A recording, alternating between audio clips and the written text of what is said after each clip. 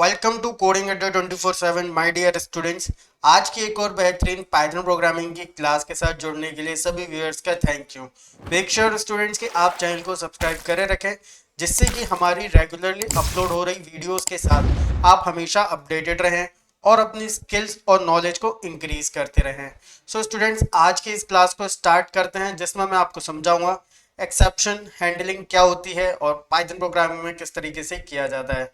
और right students, पूरा video देखेगा, आपको सारी चीज़ें अच्छे से समझ में आने वाली हैं। कोड के साथ सारी चीज़ें मैं आपको समझाऊंगा यहाँ पर। ओके, सो पाइथन प्रोग्रामिंग में हमेशा एरर्स आते हैं स्टूडेंट्स के साथ जब वो कुछ नया लॉजिक लिखते हैं, राइट, कुछ नया कोड लिखने की कोशिश करते हैं तो कभी कभी एरर्स आते हैं।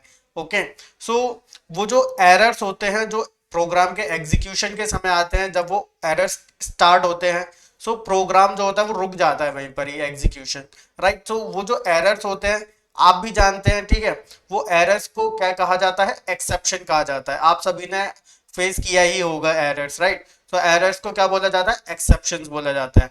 सो जब एक्सेप्शंस होते हैं तो फ्लो ऑफ प्रोग्राम रुक जाता है और एक एरर मैसेज डिस्प्ले होता है।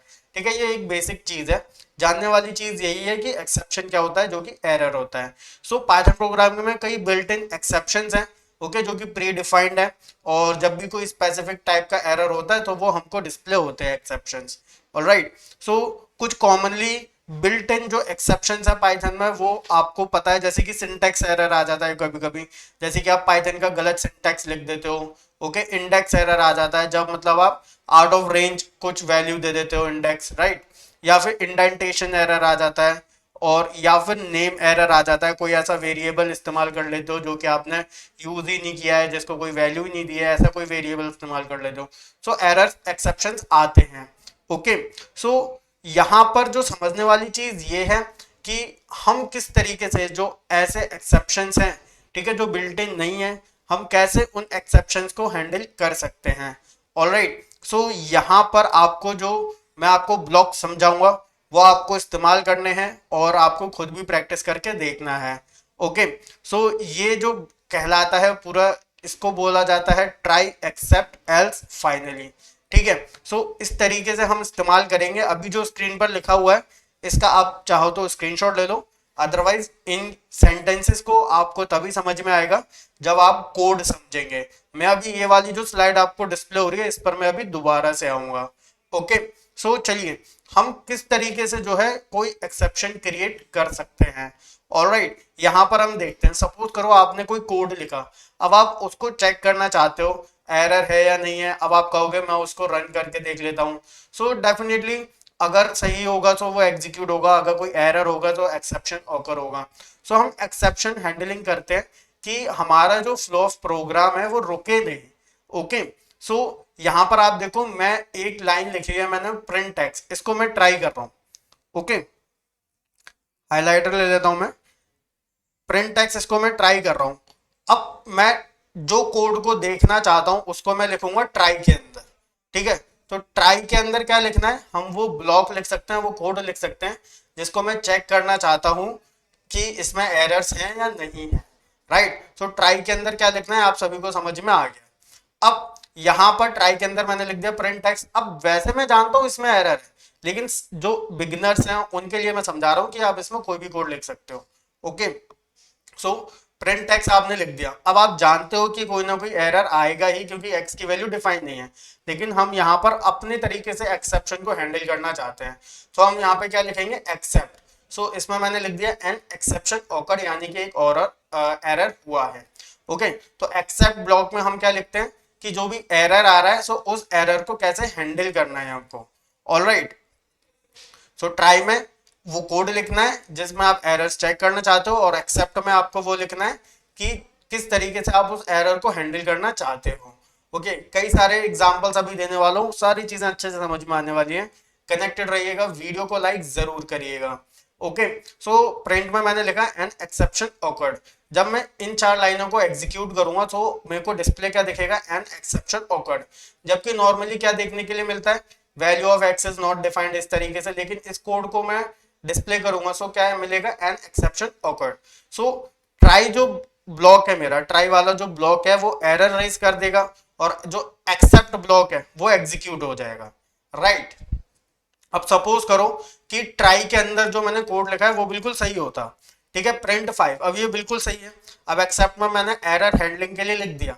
सो यहाँ पर अब देखो कोड बिल्कुल सही है, तो एक्सेप्शन वाला जो एक्सेप्ट वाला जो ब्लॉक है वो एग्जीक्यूट नहीं होगा।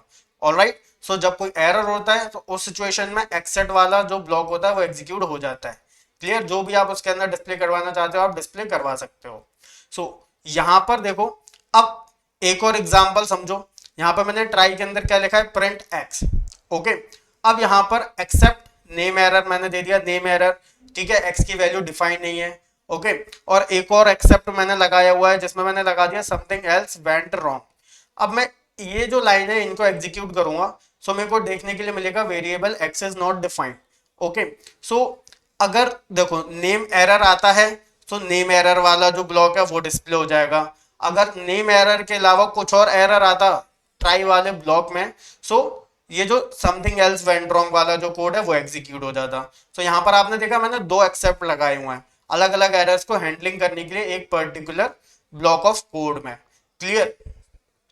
सो यहाँ पर ये एक और प्रोग्राम देखो, इसमें मैंने क्या करा हुआ है, प्रिंट हेलो लिखा हुआ है, एक एक्सेप्ट लगाया है और अब एल्स भी लगा दिया।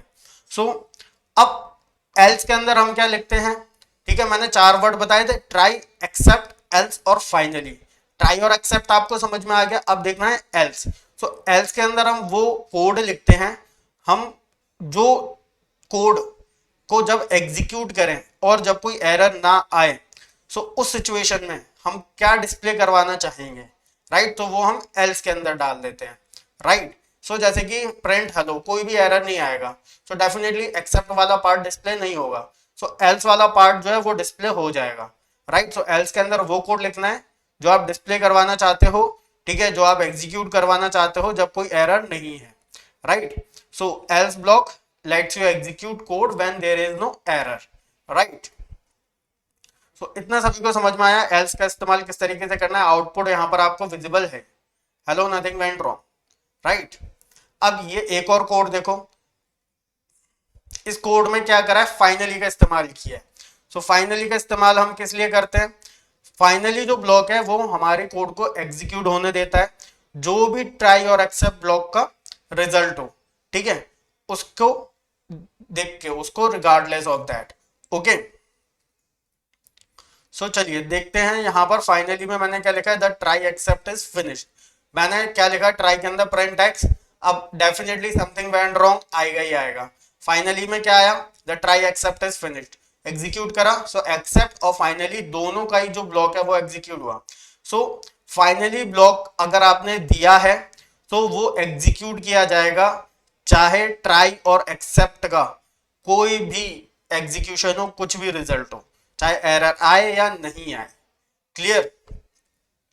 सो यहां पर देखो प्रीवियसली एरर था तो एक्सेप्ट वाला डिस्प्ले हुआ, अब यहां पर ट्राई वाले में कोई भी एरर नहीं है, सो ट्राई का डिस्प्ले हुआ है और फाइनली का डिस्प्ले हुआ है, राइट। सो ये रहा एक पूरा स्ट्रक्चर। ट्राई के अंदर आपको क्या लिखना है, कोड जो एक्सेप्शन रेज कर सकता है, और आप एक्सेप्ट लगा सकते हो जो आपको एरर्स हैंडल करने हैं, तो मैंने यहाँ पर 2 लिखे हुए हैं, एल्स लिख सकते हो, ठीक है, मतलब कि वो कोड एग्जीक्यूट करना है एल्स के अंदर जो आप चाहते हो कि वो एग्जीक्यूट हो जब कोई एक्सेप्शन ना हो। फाइनली के अंदर क्या होगा, चाहे रिजल्ट एरर हो या ना हो, फाइनली के अंदर जो कोड है वो एग्जीक्यूट होगा। क्लियर। सो चलिए इसका एक प्रोग्राम देखते हैं यहाँ पर अच्छा सा। अगर आपने स्टूडेंट्स वीडियो को लाइक नहीं किया है तो प्लीज लाइक जरूर कर दीजिएगा, शेयर जरूर कर दीजिएगा अपने सभी फ्रेंड्स के साथ। सो यहाँ पर देखो इतना अच्छा मैंने प्रोग्राम लिया हुआ है, ट्राई मतलब इस कोड को मैं ट्राई करना चाहता हूँ एरर्स के लिए। न्यूमरेटर ले रहा हूँ, डिनोमिनेटर ले रहा हूँ और रिजल्ट कैलकुलेट कर रहा हूँ मैं इसके अंदर, ओके। अब यहाँ पर एक्सेप्ट लिया है जीरो डिवीजन एरर, मतलब अगर 0 से डिवाइड करेंगे तो 0 डिवीजन एरर आएगा, राइट। डिनोमिनेटर अगर 0 ले लिया तो 0 से डिवाइड करेंगे, सो उस सिचुएशन में 0 डिवीजन एरर जनरेट हो जाएगा, राइट। या फिर अगर यूजर इंटीजर इनपुट ले रहे हैं ना, यहाँ पर देख रहे हो, अगर फ्लोट वैल्यू डाल दें सो वैल्यू एरर आ जाएगा क्योंकि हम चाहते हैं इंटीजर आए। सो यहाँ पर आप देखो किस तरीके से वर्किंग होगी। एल्स में मैंने क्या लिया है, रिजल्ट डिस्प्ले होगा और फाइनली में प्रोग्राम एग्जीक्यूशन कंप्लीटेड।